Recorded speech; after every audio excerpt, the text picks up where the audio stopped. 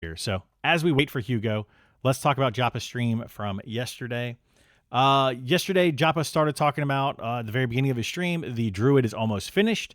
After the Druid is finished, he will start working on the other classes and trying to fine tune those. So we are going to be getting updates to the Shaman, which is what he started working on yesterday. Throughout the stream, you can see him going through and looking at different Shaman things and trying to tweak the Shaman a little bit to make that a little bit better, add in new abilities.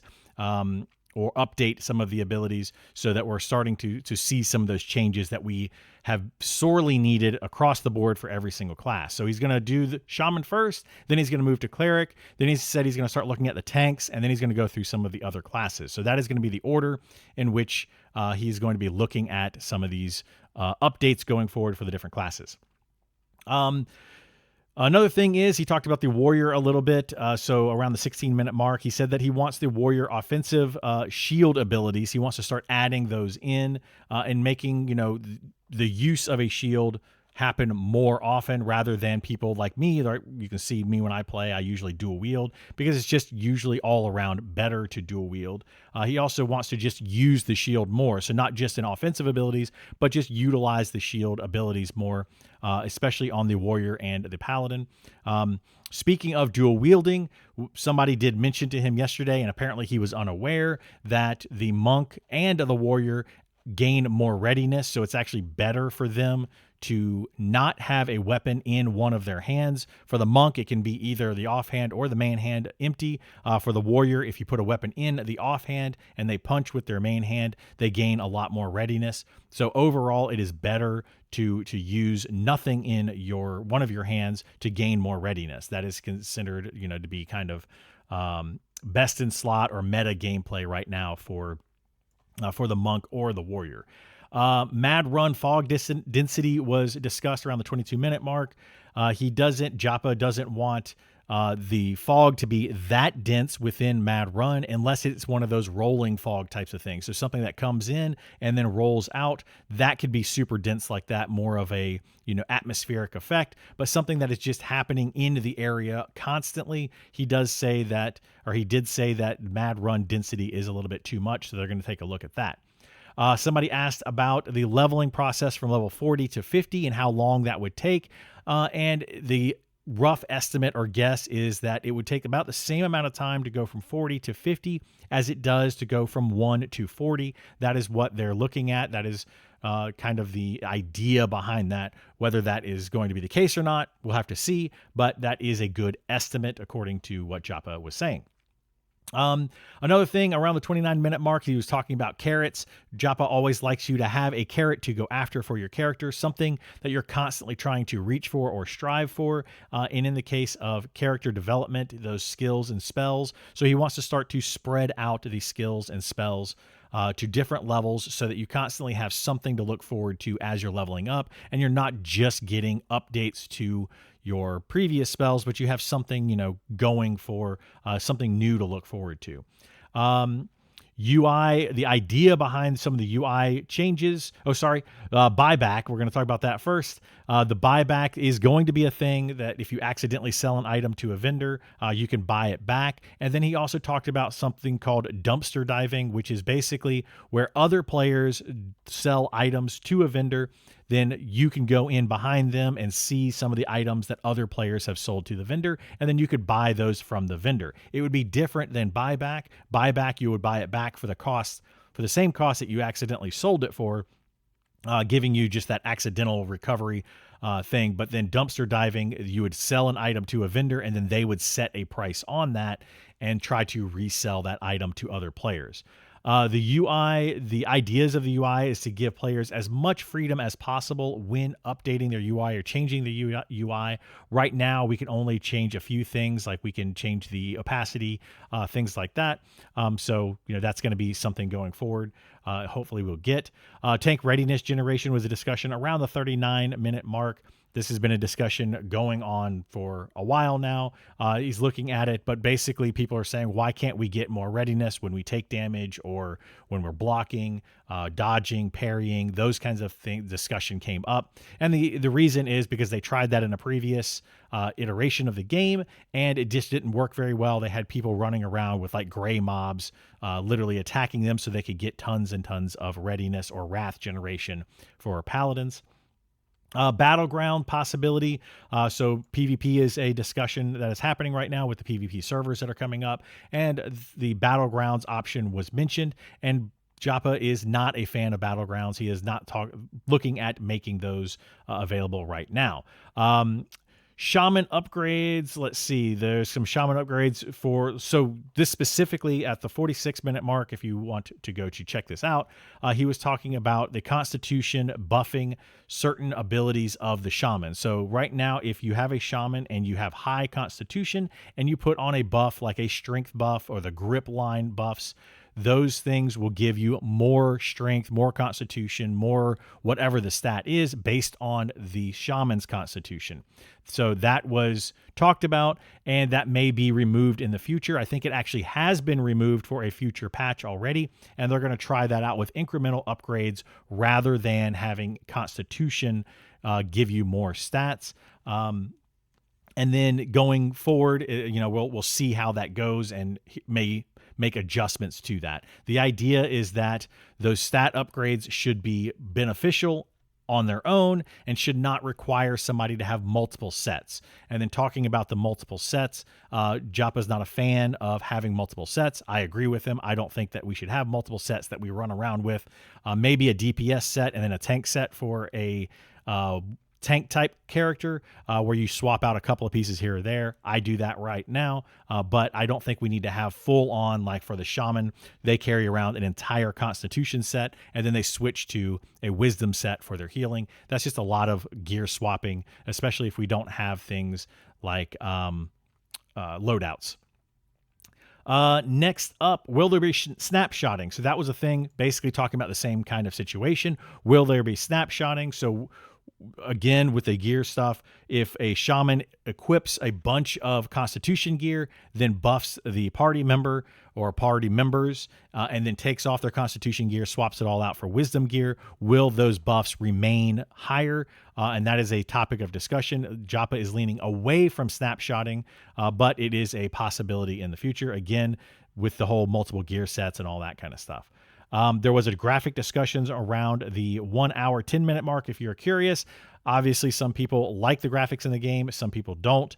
It is a, topic of contention between the community. I personally think the graphics are fine the way they are. I like them. I like the art style. Of course, there needs to be some animation updates and, some visual changes here and there, which are coming later on. But the overall theme of the graphics, I think, are, for the most part, well received by the community, but there are a few people that do not like them. Warrior Resilience is getting removed. If you don't know what that is this right here. So Warrior Resilience, it is getting removed at some point in the future, and warriors are going to get that replaced with a skill that is going to give them higher bonus AC as an actual skill that they can purchase, through their normal skill tree. I think it's going to be a passive skill that they can just put on. There was a bit of a bard discussion around the hour 14-minute mark. Bards are in the works. Joppa doesn't like to give any dates on this, but he did kind of passively say in the next 10 months, maybe we will see bards in the game. Of course, this is not guaranteed by any means whatsoever, but he did kind of passively say, something along the lines of, in 10 months, here's where I hope we are. But of course, like we said, a lot of that stuff we don't know. Invisibility looting. Currently, you can loot enemies, you can loot chests, you can loot anything while invisible. This is not intended and will be looked at, so the invisibility might be going away. I don't know if this includes concealment for rogues or if it's just invisibility on your wizards and enchanters and necromancers. I'm not sure who all that is going to affect, but invisibility while looting is not supposed to be a thing. A good thing that you might want to go check out on your own is going to be at the hour 27-minute mark. So a DPS breakdown. Joppa was talking about the different classes in DPS and where they lie right now, because a lot of people are saying, hey, this class does more DPS than this class, etc. And I am one of those people that understands that DPS is not the be-all end-all of every single class. However, it is about the only metric that people can look at and compare directly. So it is a big topic of conversation. Joppa did talk about over 500,000 different fights done by the internal team. And he says, quote, it looks good to him. He did say that the Summoner and Dire Lord might be a tad on the high end on a overall charts. And then he also showed a graph showing the 4 main DPS. I'm assuming, he did not say this, but I'm assuming those 4 main DPS that he talked about are Wizard, Rogue, Monk, and Ranger. He specifically said it did not include the Summoner or Necromancer, so those are out. He did mention that the Necromancer is very, very strong. I'll kind of talk about that here in a minute. But then he showed the graph for those 4 classes and that they are fairly well balanced in his opinion. There was one outlier where if you look at the graph on the stream, you can see it. And there was one outlier, which is the red line, that was nearly twice the DPS as the other 3 classes, but for a specific range of levels. So everything was broken down in level ranges. I believe that is the Monk, and that is probably due to the Monk offhand weapon ability being broken or something else. I'm not 100% sure, but there is some sort of outlier in those 4 classes. Bank stacking, again, was another topic of conversation at the hour 37-minute mark.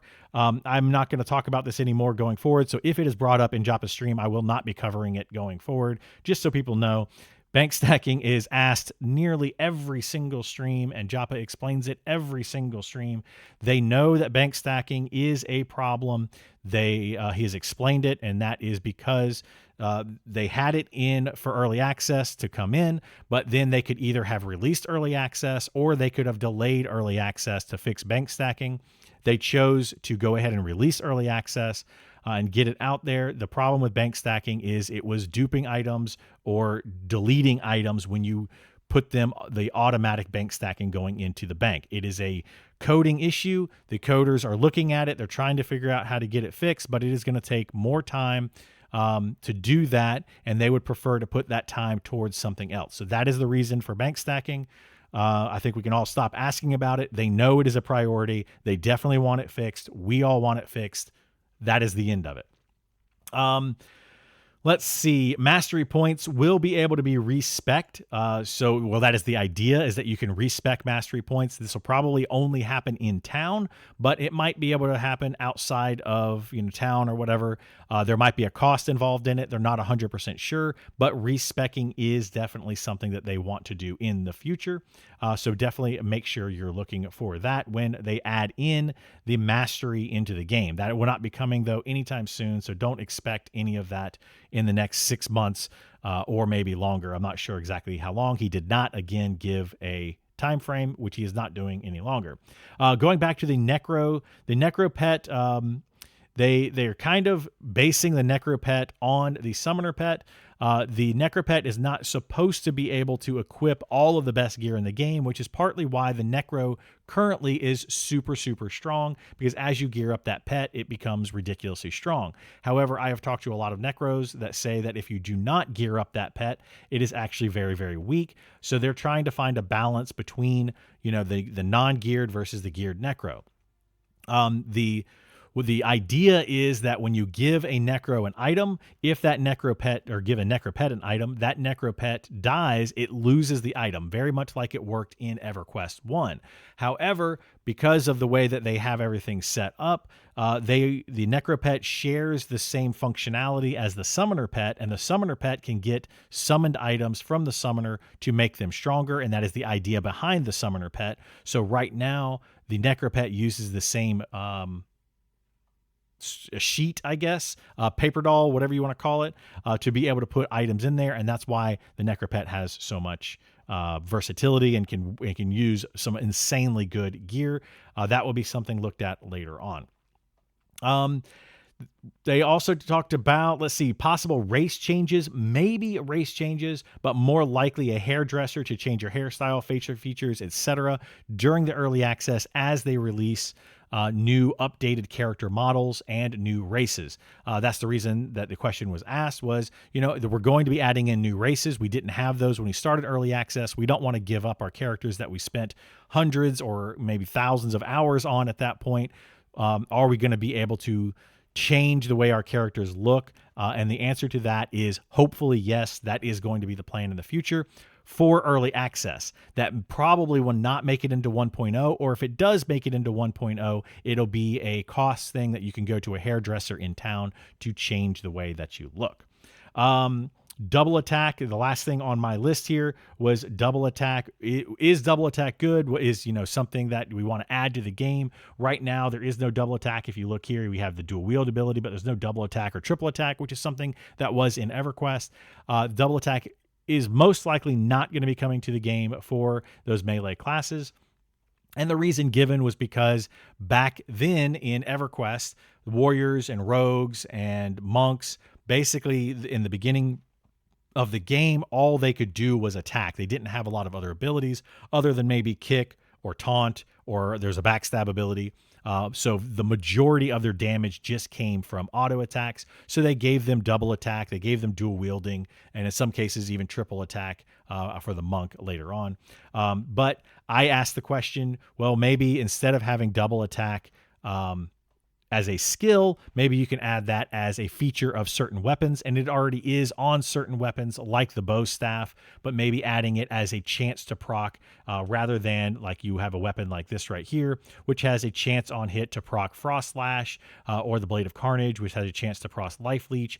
Maybe having those where they have a chance to proc a double attack, so you just attack twice with your weapon. That could be something that could come in the future.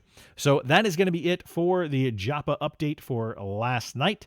Hopefully that is everything. And let me know what you think.